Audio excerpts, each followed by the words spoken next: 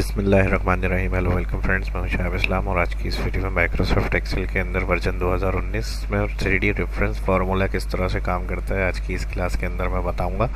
3D reference formula होता है क्या है, एक शीट से मल्टीपल शीट्स जो सिलेक्शन होती है और उनके हर सेल का टोटल हमें लास्ट वाली शीट पे चाहिए। तो ये ऑप्शन से किस तरह से कर सकते हैं हम, आइए आज की इस क्लास में मैं बताता हूँ। यहाँ जनवरी, फरवरी, मार्च, अप्रैल अलग अलग शीट है और सेम डेटा हमारे पास मौजूद है हर शीट का।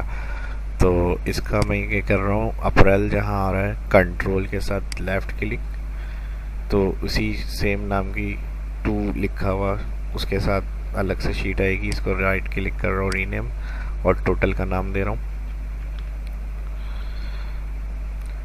अब मैं ये चाह रहा हूँ कि यहाँ जो जनवरी का रिकॉर्ड आ रहा है हमारे पास, अप्रैल का रिकॉर्ड है, मार्च का है, फरवरी का, इन सब का टोटल मुझे चाहिए यहाँ टोटल वाली शीट पे।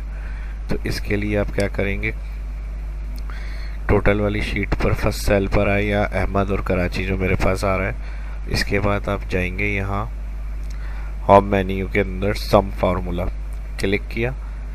अब इसमें कोई सिलेक्शन नहीं आ रही है और फार्मूला आपका एक्टिव हुआ हुआ है।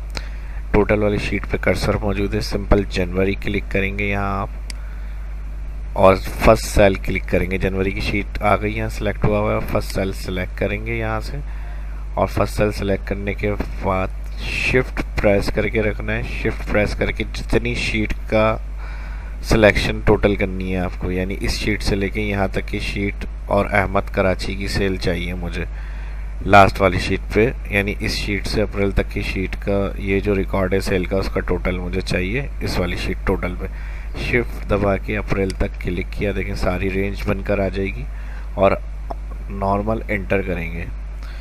जैसे ही एंटर करेंगे तो यहाँ मैं आपको चेक करवाता हूँ, जनवरी 1,01,1,1 यानी चारों 1 लाख सेल थी कराची की, अहमद की। तो उसको हमने क्या किया, कॉलम रेंज से सिलेक्ट करके इसको टोटल वाली शीट पे ग्रैंड टोटल क्या कर लिया। और अगर आप फार्मूला बार में देखें तो फार्मूला भी आपको यही डिफ़ाइन कर रहा है कि जनवरी से कॉलन, पहले भी मैंने बताया अपने शाहिब इस्लाम यूट्यूब चैनल पे कि जो कॉलन का साइन होता है तो वो रेंज आपको डिफ़ाइन करता है कि आपने यहाँ से लेके यहाँ तक की रेंज बनाई हुई है। तो नॉर्मल अगर हम सेल की रेंज बनाते हैं तो उसमें भी एक कॉलन का साइन आ रहा होता है, और अगर 3D रेफरेंसेस यूज़ कर रहे हैं फार्मूला हम, तो उसमें भी इस तरह का कॉलन का साइन बना हुआ आ रहा होता है। और ये सेल एड्रेस आ रहा है B3 जो मौजूद था, एंटर करके इसको आप डाउन साइड ड्रैग करेंगे। डाउन साइड ड्रैग करेंगे तो ये फार्मूला आपका आ जाएगा लास्ट यहाँ तक।